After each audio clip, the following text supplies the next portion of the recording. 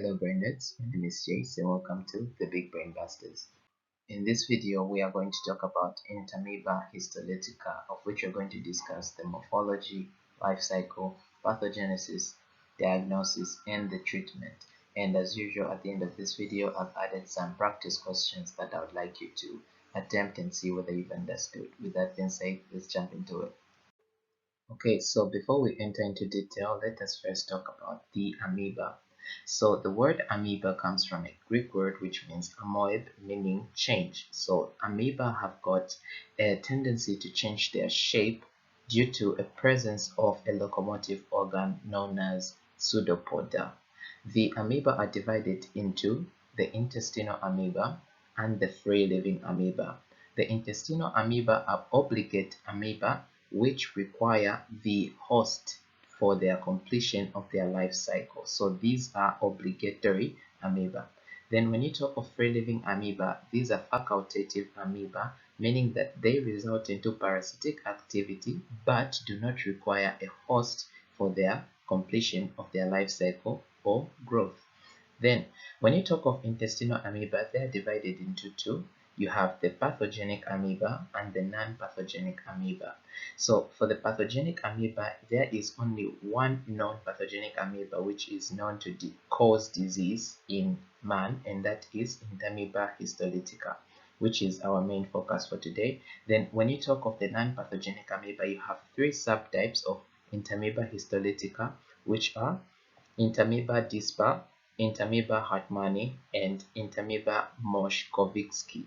These have the same morphological structure as Entamoeba histolytica. Then other type of non-pathogenic amoeba are Entamoeba coli, Entamoeba gingivalis, Entamoeba pollecki, Indolimax nana, and Iodamoeba bushli. Then when you talk of the free-living amoeba which are facultative, you have three. These are Acanthamoeba species, which you have the common one, Acanthamoeba caubatsoni, you have Naegleria fowleri, and Balamunthia mandrillaris.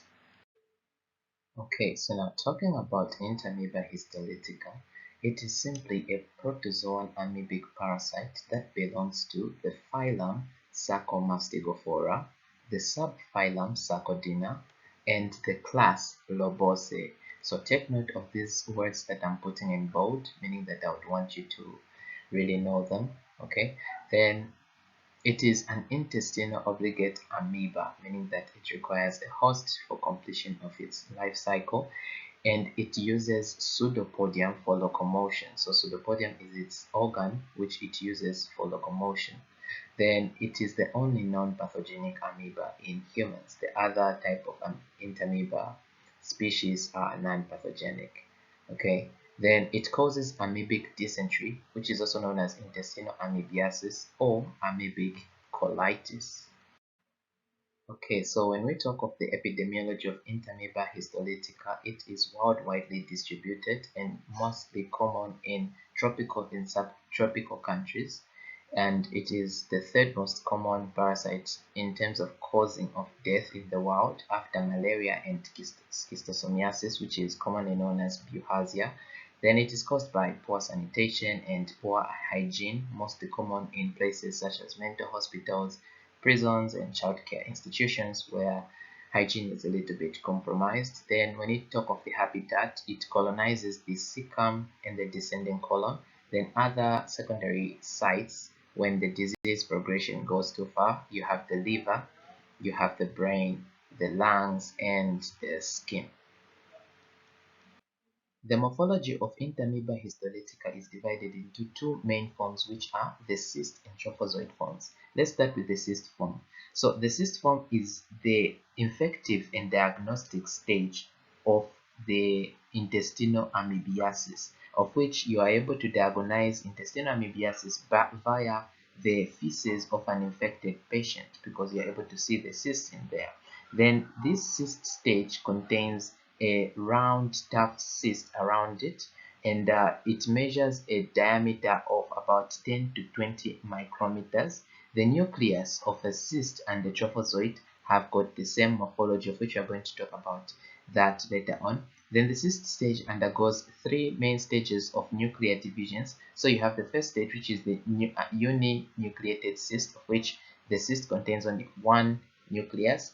And in this uninucleated cyst, it contains aggregates of ribosomes, which are known as chromatid body, which are these black substances. Then it also contains glycogen mass, which is this red substance here, of which this glycogen mass stains brown when under iodine stain. Okay, then this cyst stage, it is only present in the gut of the lumen, but it does not invade into the intestinal wall. So take note that this is the infective stage and not the invasive stage.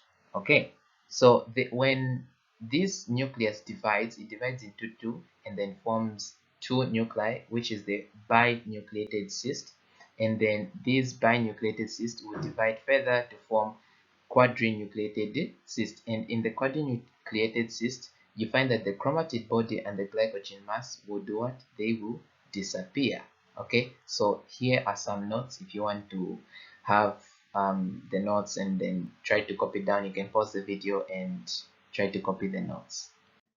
Okay, so now talking of the trophozoite form of Entamoeba histolytica, it is the invasive stage in that it is able to invade into the intestinal mucosa of the intestines. Then it is the feeding stage in that it contains food vacuoles that ingest different bacteria.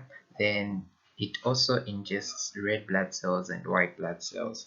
Then it is the replicating stage, or other sources will call it the vegetative stage, in that it is able to multiply. Then it measures a diameter of about 15 to 30 micrometer. Then it has two cytoplasms. It has a clear ectoplasm, okay, which is this part here, which is known as an ectoplasm, and then an endoplasm, which is granulated. It contains many granules. The ectoplasm of the trophozoite form forms leg-like structures, which are known as pseudopodium, which it uses for locomotion. Then inside the endoplasm, it contains different substances such as the food vacuoles used for ingestion. Then it contains the nucleus, which contains a central karyosome or endosome. Then it contains white blood cells and red blood cells, which have been ingested. Then the red blood cells are found only in the invasion stage only. Then in the spaces of the uh, nucleus, it contains these structures which are known as achromatic fibrils. We talk about that when talking about the structure of the nucleus.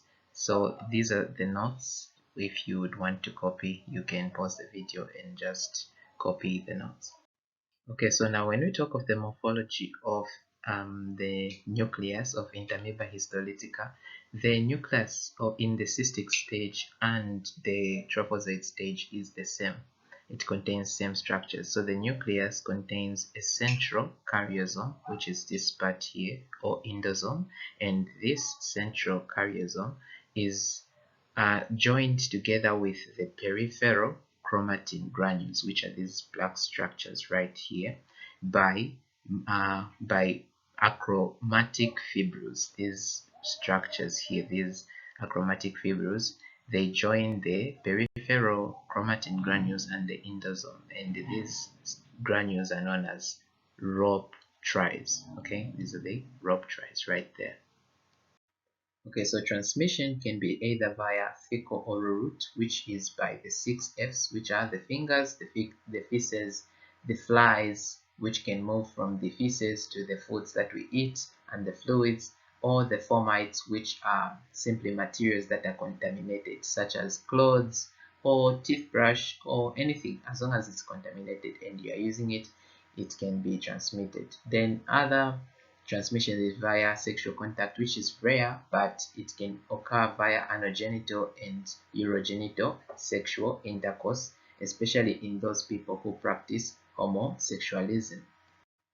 Okay, so the life cycle of Entamoeba histolytica begins when a person ingests the quadrinucleated cyst via contaminated food.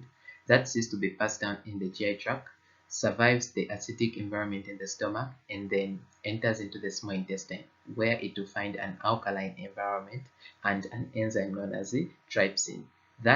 These two will cause excitation, okay, of the cyst, and then it will form a structure known as a metacyst. The metacyst will be transformed into a metacystic trophozoite, which will be transformed into a mature trophozoite, which will be passed down to the colon and the cecum. There, while it is traveling, the trophozoite will be dividing via binary fission. Okay, then when it reaches into the colon and the cecum, it will now start invading into the intestinal lumen. All right, and then other trophozoites that have divided will now undergo a process known as incystation. So remember that they had lost their cyst, but then this time they will start gaining a cyst. So this will be incystation, whereby the trophozoite will gain a cyst and then it will form a precyst.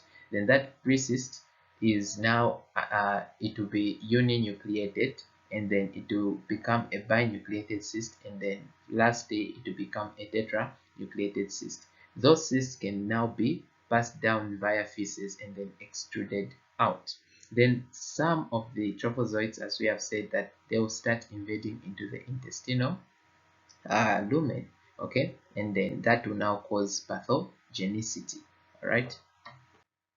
So now, talking of the pathogenesis of Entamoeba histolytica, remember that the some of the trophozoites are now becoming pathogenic, in that they will start producing proteolytic enzymes, okay, as they invade the colonic mucosa. Those proteolytic enzymes will produce flask-shaped primary ulcers in the intestine, okay, and these are the flask-shaped primary ulcers. Then when they progress through the wall, they'll continue digesting, the proteolytic enzymes will continue digesting the intestinal walls, and then lastly it might even continue and perforate outside and enters into systemic circulation, where it will cause extra intestinal infections, where it will invade other organs such as the liver, the skin, the lungs, and the brain, okay, and cause abscesses. Then it can also the trophozoites can also cause granulomas, which are known as amoebomas. So the Entamoeba histolytica is the only amoeba that is known to cause granulomas, which are known as amoebomas. Okay, so the secondary ulcers, these are now extra-intestinal level, causing ectopic amoebiasis. So primary amoebiasis is that which is intestinal amoebiasis, then ectopic is secondary amoebiasis. So in this case, it will cause, the ectopic amoebiasis will cause right lobe liver abscess. So it will look like this. So as you can see in this diagram, there is this abscess which is being caused by the Entamoeba histolytica. Then it will also cause lung abscesses. So this is how lung abscesses will appear, okay. Then it will also cause cutaneous amoebiasis on the skin. So this is how it will look, which can be either dry gangrenous or wet gangrenous, where it can be infected by other microbes. Then it will also cause brain amoebic abscess, where it will cause either a cerebral abscess or an entire brain can be formed with pus. Okay, so this is about the pathogenicity of Entamoeba histolytica. Okay, so when we talk of the clinical manifestations, we talk of the symptoms that patients who have been infected with Entamoeba histolytica will present with. So first of all, we'll have asymptomatic carriers. These ones do not show any symptoms of intestinal amoebiasis. Instead, they have cysts that are released in their fecal matter. Then we'll have acute attack. These ones show symptoms, and in an acute attack of intestinal amoebiasis, you find that patients will present with colitis, bloody stools, nausea, vomiting, generalized malaise, which simply means a feeling of being not at ease. Then you have chronic attack, whereby when the symptoms progress, you have protracted diarrhea, okay, which is just simply diarrhea which lasts for more than weeks. Then you have hepatitis, you have pulmonary infection, cough, dyspnea, liver colored sputum, and amoebic brain abscess. So diagnosis of intestinal amoebiasis can be done by microscopic demonstration, whereby you get a sample of the patient's stool or the exudates in the damaged tissues. Then you stain them with saline stain and iodine stain actually. So the purpose of saline stain, you find that you will be able to appreciate the motility of the trophozoites in terms of pseudopodia. Then iodine stain helps you to view the internal structures of the cyst and the trophozoite forms. Then another diagnostic form you can use is the serological methods, where you use enzyme-linked immunosorbent assay, ELISA, which is used to detect the lectin antigen in the stool, and it is about 95% sensitive and specific, and due to that it is able to differentiate between the pathogenic E. histolytica, whereby when you test it will show lectin antigen positive test, and it is able to differentiate with the non-pathogenic E. dispar, which is lectin antigen negative. Another method is the molecular technique, where you use polymerase chain reaction. It is also responsible for targeting small subunit ribosomal ribonucleic acid, okay, and it has a sensitivity of about 90%, and the specificity is about 90 to 100%. Then another method is just via radiology, where you can perform scans and view the damaged tissues. In terms of treating intestinal amoebiasis, you can treat patients with metronidazole and emetic hydrochloride and antibiotics such as tetracycline. Then in terms of ectopic amoebiasis, you can also treat with metronidazole and chloroquine phosphate. Okay, so for comparison and contrast sake, let us try to look at some morphological differences between Entamoeba coli and Entamoeba histolytica. So why I have chosen coli amongst the other species, Entamoeba coli and histolytica, they have got some minor differences that are significant in terms of knowing them. Alright, then if you look at the three subspecies of Entamoeba histolytica, they have the same morphological structure with Entamoeba histolytica, despite that in terms of Entamoeba dispar it has a smaller structure, but otherwise it has the same structure as that of Entamoeba histolytica. So now let us look at these differences. So we'll start with the cysts, the differences in the cysts. So with the differences in the cysts, we'll start with the nucleus. Let's look at the nucleus. The nuclei of Entamoeba histolytica, they range from 1 to 4. So you find that in a fully developed cyst, it has 4 nuclei, while that of Entamoeba coli, it will have more nuclei, which will be 4 to 8 nuclei. So as you can see here, it has many nuclei. All right, then we can differentiate according to the karyosome. So remember, the karyosome is this the endosome, which is found at the inside the nucleus. So this karyosome in Entamoeba histolytica, it is centrally located, while that of Entamoeba coli, it is eccentric, so meaning it's not located at the center. Then we can differentiate them in terms of the chromatoids. The chromatoids are these black structures here, which are simply aggregates of ribosomes. So the chromatoids in Entamoeba histolytica, here it is cigar shaped, while that of Entamoeba coli, it is splinter shaped. So it's shaped like a splinter, as you can see. Then we can differentiate in terms of size. So the size of Entamoeba histolytica is smaller. The cyst size is smaller than that of Entamoeba coli. And these are the ranges. Now we can jump to that of the trophozoite. So also we can differentiate the sizes. Entamoeba histolytica has got a smaller size than that of Entamoeba coli. Then we can differentiate in terms of the cytoplasmic inclusions. So the cytoplasmic inclusions of Entamoeba histolytica have got red blood cells, and they don't have bacteria, but sometimes they can have bacteria, but not as much. But that of Entamoeba coli will have bacteria but no red blood cells. Okay, then we can differentiate in terms of motility. the trophozoites of Entamoeba histolytica, they have active, progressive, and directional motility, while those of Entamoeba coli, they are sluggish and non-progressive.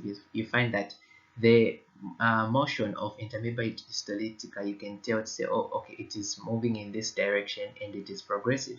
But that of Entamoeba coli, it will be just shaking in one position without even moving. Okay, then we can differentiate in terms of the nuclear membrane. So the nuclear membrane of Entamoeba histolytica has got fine granules along the membrane. Okay, those peripheral chromatid granules.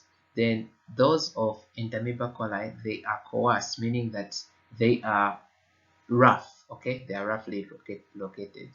Then we can talk of the pseudopoda. In Entamoeba histolytica, the pseudopoda are elongated and finger-like, which appear hyaline or glassy, and they are rapidly extruded, while that of Entamoeba coli, they are short and blunt and slowly extruded. Okay, then the karyosome, we already mentioned the karyosome, so it's the same thing as that of the trophozoite form of both sides. Okay, so these are some of the practice questions that I've set up so that you can try to attempt and see whether you've understood. The first two questions are essay type questions, and they read: in tabular form, compare and contrast in brief the morphological features of the cysts and trophozoites of Entamoeba histolytica and Entamoeba coli. Pretty sure you must have an idea of what to write, because I think we've discussed that. Number two, with a neat sketch, outline the life cycle of Entamoeba histolytica. Well, number three, write true or false for the following statements. So let us try to answer these questions together for the true or false statements. So number one, Entamoeba coli ingests bacteria. Well, this is true because you will find bacteria in Entamoeba coli, but you won't find red blood cells. Entamoeba histolytica is a facultative amoeba. Well, the keyword here is facultative. It is an obligate amoeba, not facultative, so this is false. Okay, then number three, Entamoeba coli ingests both red blood cells and bacteria. This is false because Entamoeba coli ingests bacteria, but you won't find red blood cells in there. Then Entamoeba coli ingests red blood cells only. Well, this is false. It ingests bacteria. Okay, then number five, Indolinmax nana is a non-pathogenic amoeba. This is true. All right. Then number six, Naegleria fowleri is a pathogenic flagellate. Well, Naegleria fowleri, it is pathogenic, but it is not a flagellate, it is an amoeba, so this is false. The number seven, Trophozoite is the infective stage of Entamoeba histolytica. Well, the keyword here is infective stage.